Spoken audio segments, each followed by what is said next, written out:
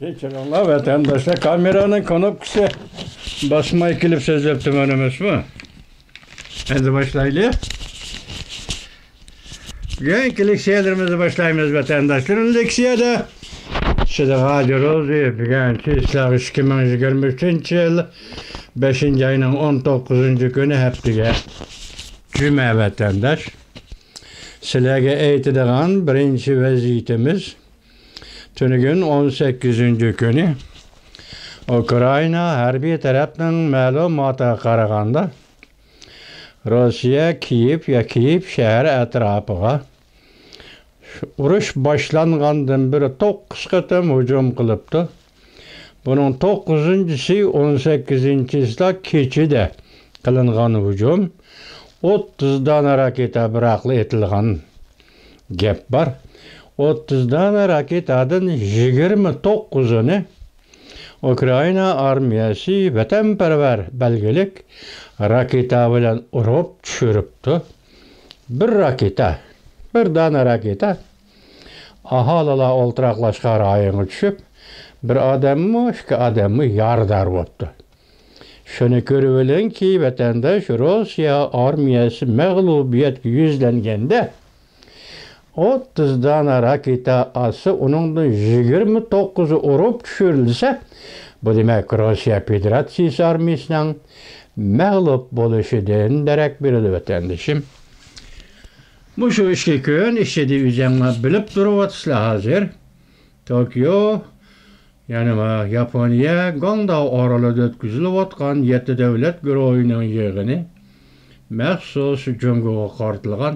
Masalan, bu yig'in qatnash uchun Angliyaning vaziri Sunak aeroplanda tushibdi degidek. Yig'in maydoniga barabar mayli degidek. Shunda tezda hisobda Yaponiya bilan bir kelishimga imzo qo'ydi. Amerika Qo'shma Shtatlari ham shunday qildi. Demek vaziyetinin ciddiyligi, işinin ciddiyligi, kun tertibinin ciddiyligini şunu görüp alsanız bo'ladi vatandaşım. Degende kendi bu qatim Jungo'nun iqtisodiy zo'ravonligiga qarshi turish 7 davlat guruhining mush qatim qizig'ining asosiy melodiyasi, asosiy mavzusi, asosiy kun tartibi bo'ldi. Vatandaş bunu asosda ko'rimiz kelip oldu. Bugün ben tüngün tayyorlagan leksiyam bu sizlarga yeksa so'zlayman. Endi vaziyatning 3-chi xili nima deseniz, bu endi qiziqarliqmi emas, endi tig'ma-tig' kelayotgan geo siyosiy ishlar rayon xarakterlik siyosat ishlari, shundaqla cho'ng davlatlar o'rtasidagi raqobat shakli, raqobatning keskinlik derecesi ve pasiyish derecesi degandek shunday ishlar bilan yig'ishtirib kelsangiz, hozir ko'z oldimizda bo'lib o'tgan ikki voqea yoki ikki yig'in. Biri dedi hozir Guangdaodagi 7 davlat guruhining yig'ini, yana biri Jungo Xi'an O'rta Osiyo davlatlari yuqori darajaliklar yig'ini. Bu 17 kuni ochildi deyli. 18. günü Guangdao'daki yığın başlandı değil. 3-cisi. Ben üzem bu işini yığın emas, lekin ben üzem bu işini fevkalade iş dep qarayma vatandaş. Neymiş ki fevkalade iş deymez deseniz, del muşu günde hazır Amerika'da Washington şehrinde Tayvan'ın Washington'da kurulgan yoki ta'sis qilingan vakaleten iş başkarması da Amerika Qo'shma Shtatlarining savdo vakili Catherine Tai hanım bilan Tayvan tarafının savdo vakillari suhbat o'tkazib bir kelishimga imzo qo'ydi vatandaşa. Bu endi katta gapning ichida nima desangiz, bu yerda qo'yilgan kelishim, imzolangan kelishim, qo'l qo'yilgan kelishimning mazmunida bir cümle. Nəhayət adli bir cümle. Tamojna degan gap bor. Vatandaş, tamojna degan gap bor. Tamojna degan gapga chidab Jungo Kompartiyasi o'zining o'rnida o'ltira olsa, mushuning o'zi bir gap. O'ltiramasa nima qiladi? Chari yo'q. Diplomatiya sahasida sana buningda çare yo'q. İqtisod sahasida sana buningda çare yo'q. Amerika Jungo münasebetidan aytsangmi sana endi çare yo'q. Ketdi. Amerika Jungo münasebetining bugungi yirik davri uzrab ketdi. Jungo Kompartiyasi kechikib qoldi. Tünügün Jungo nazar torbetida bir cümle işletti. Hazır Jungo Kompartiyasi Amerikaga yal buruşqa başladı dedi. Yani keynin qo'shgan bir oddiy cümle kechikib qoldi dedi. Bu sözde hem maju maşanşımın tekrarladı. Jungo Kompartiyasi kechikib qoldi. Vatandaş. Yani bu kelishim to'g'risida hozir tövəndə sizlarga yetkizimiz, onu yazım yetkizimiz. Hozir vaziyatni sizlarga umumlashtirib so'zlayapmiz.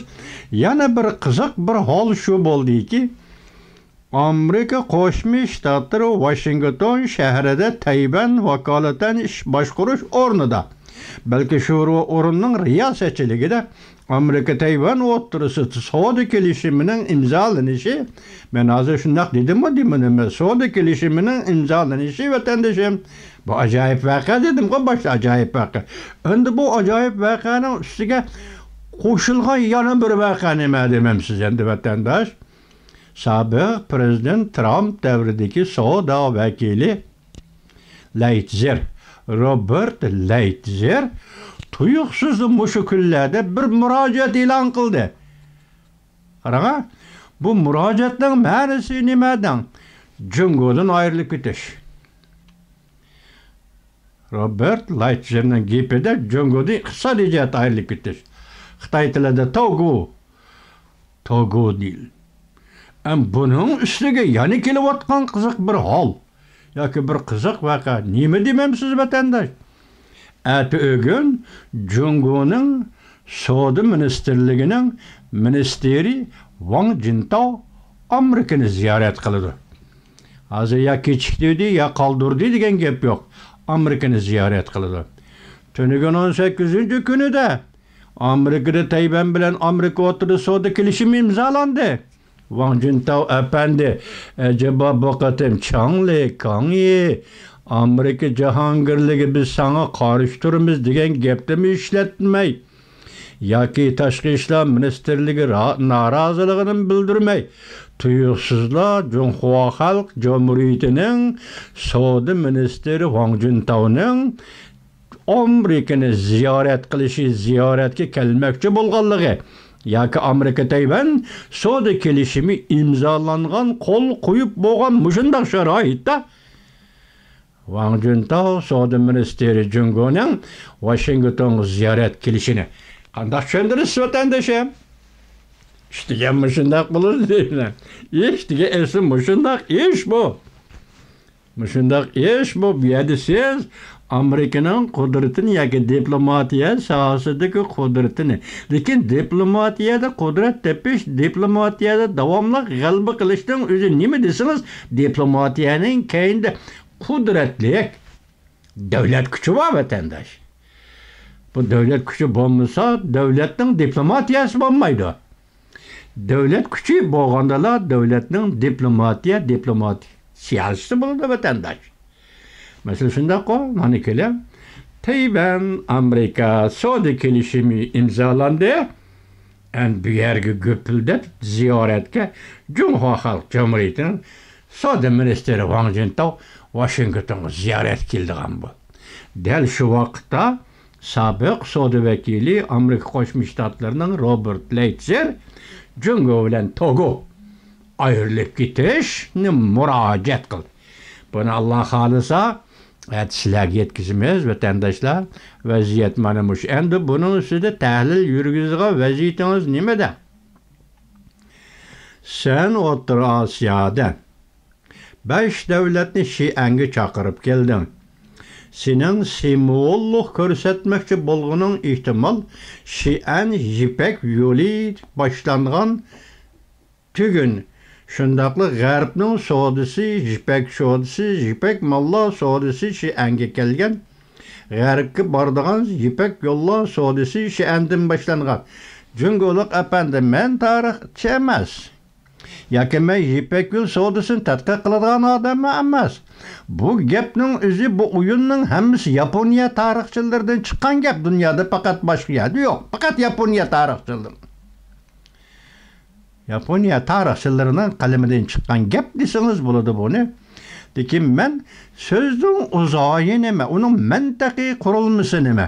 Masalan, tarixning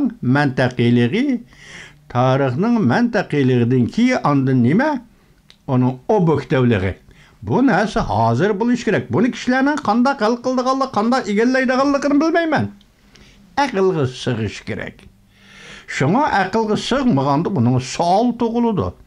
Sizning Jipak bilan bo'lgan tarixiy munosabatingiz nima, Junguluq apandi?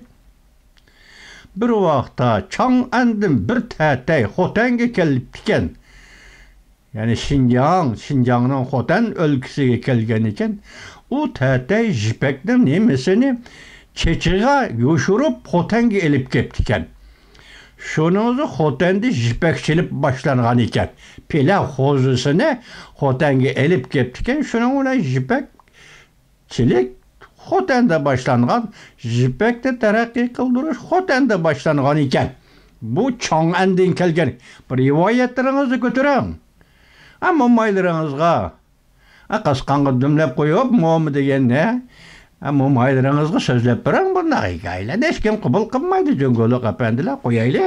Endi buni qo'yib turib, Shianga kelayli. Sen bu yig'inni O'rta Osiyo davlat boshliqlarining yuqori darajalik yig'ini degan yig'inni qoida bo'yicha Jungo Kompartiyasi Urumchida chiqsa buni. Şunama üzerine Şinhuaşe'nin takatkan xabarda şunak çıraylık depsen var. Kaspir Deniz, Afganistan, ta ki Şimali Rusya'nı var. Otur Asya üçün etkandı Şimali Rusya tarafla, Muşularının hemmisi Muşu daire, Şərq tarafta Şinjan'gıcı yani müstemlik Uyguristan'gıcı hemmisi, Otur Asya'ya kırıdı dep yezipsen. Enin hem de bugünse Taşkı Mongolya'nı mı koşup koy, Tibet'te mi koşup koy, Muşular mı Otur Asya? Onun üstüge yani General Korla Amerika Koşmuş Ştatlarından ne dedi arlıkta ben sözlep oldum liksiyede? Dedi ki bu rayla Otur Şark. Bugünkü Kazakistan, Kırgızistan, Özbekistan degenlem Otur Şark'ı mensup dedi. Bunu koyup durayla. Şunun muşunu jip gelgende sen bu jigini Şian'da açmaysan.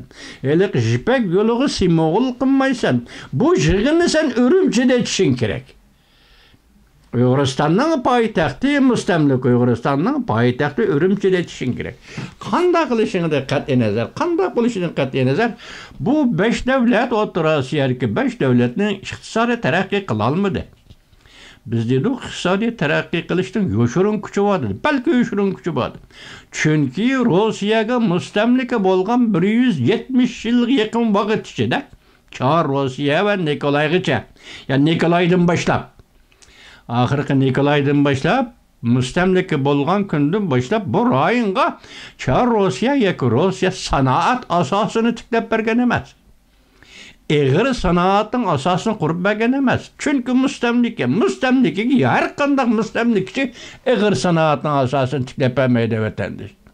Şuna bugun bu davlatlarda iqtisod taraqqiy qila olmadi.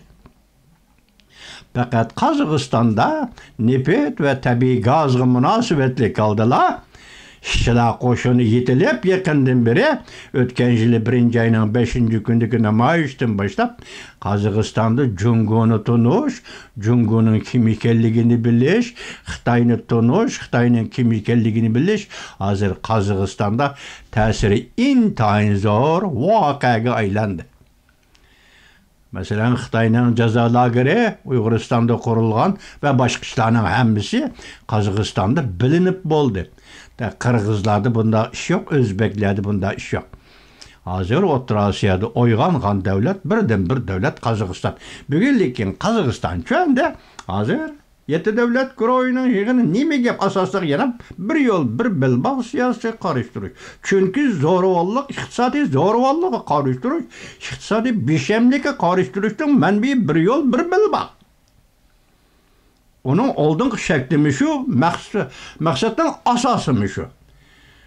Bugün başta dedik ki sözlep olduk, Avrupa dünyanın ve başka joylarda İtalya'da tügedi. Bir yol bir belbaq. Del muşu günde O'rta Osiyodagi 5 davlat muşu yerga kelganda imzo qo'ydi mu? yo'qolayotgan Cumhur'un iqtisadi. Men sana aytib qo'yay, O'rta Osiyodagi 5 davlat, bu da 5-ayning 15-kuni. Yangi tanglıqlar tor betida e'lon qilingan bir parcha maqolada Beijingda bir eg'iz yoki bir yurish yoki 3 eg'iz uyning bahosi 1000 yuanga tushib qoldi efendim, 1000 yuan. Prezident Cemalet Toqayev, bilesiz bu ne? Siz Xitoy tilini bilesiz, ko'rib turibsiz bu ne? 3 eg'iz uyning bahosi Beijing shahrida 1000 yuanga tushib qoldi. Onun resmiyeti, baj, o birini bilen töleş bilen yani 1000 yuan koysanız 2000 yuanga tushib qoldi. Bunu hazır Xitoylar özü nime deyatıdı deseniz, yassibilekning bahası bir bağlam, yassibilekning bahası tushib qoldi. Bunun ma'nosi nima? Öy imaret gumron bo'ldi mülkçülükte. Soda ticaretde, öy imaret ticareti gumron. Bunun ma'nosi nima? Bu gumron bo'lishning ma'nosi Cumhurda iqtisod gumron bo'ldi. Çünkü Cumhur iqtisodi öy mülk ticareti bağlanıp kalgan idi. Şanazma mana muşundaq gumron bo'lib atqanda O'rta Osiyodagi 5 davlatning Şianga kelib, nima to'xtamgan, nima kelishimga imzo qo'yishi. Diqqat, O'rta Osiyodagi 5 buyuk davlat mushu Xitoyga ergishib, ya Xitoyning navbatdagi gumron bo'lishga yuzlangan iqtisodiga ergishib, öz davlatlarning iqtisodidagi bo'libmi maliyat, kirim bilan chiqimni tangpunglashtirib olmaydigan holatga tushib qolmanglar O'rta Osiyo davlatlari. Biz yani davamlı tahlil qilamiz. Bugün bu iqtisodiy nuqta to'xtaldik. Onun siyaset tarafi nima? Mesela Uyg'urlarni jazo lageri solashi bilan O'rta Osiyodagi bu davlatlarni chaqirib kelishning siyosat sohasida ta'siri nima? Yana to'xtalamiz vatandoshlar. Hozir men birinchi qatimliq leksiyamizni anglab turing.